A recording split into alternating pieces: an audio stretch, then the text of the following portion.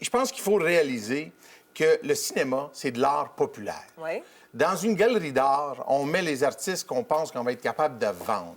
Dans les musées, on met les tableaux et les artistes qu'on pense qui vont attirer du monde pour faire connaître une culture, de l'art, etc., etc., une période de notre monde et tout ça. On ne met pas quelque chose que le monde va dire, c'est quoi? On ne mettrait pas un tableau de Vincent Goudzot parce qu'on dit, c'est quoi ça?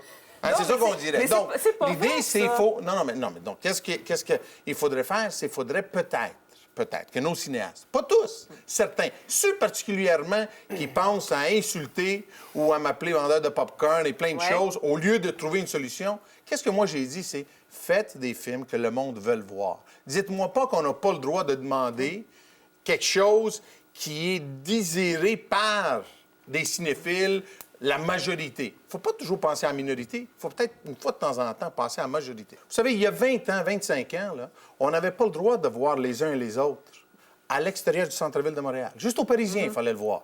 Parce que le monde, possiblement, d'Hochelaga, Maisonneuve, où nous, on avait le cinéma Paradis, il n'y avait pas l'intelligence de comprendre ce film-là. Et ça, c'était le distributeur qui avait décidé ça.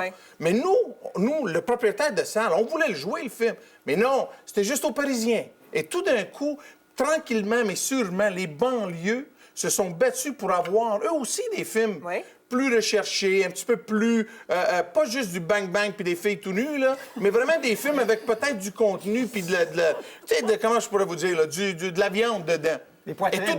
Des poitrines. C'est ça, des poitrines. Des poitrines.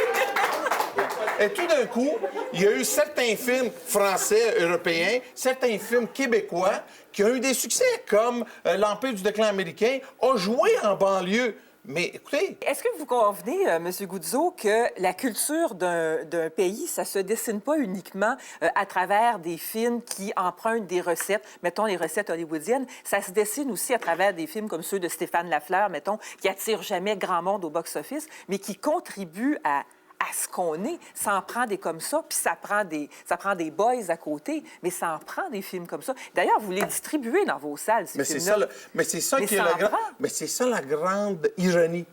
C'est que moi, j'ai jamais dit qu'il fallait pas faire du Fellini, il fallait pas faire du Woody Allen. J'ai juste dit qu'il faudrait avoir un équilibre.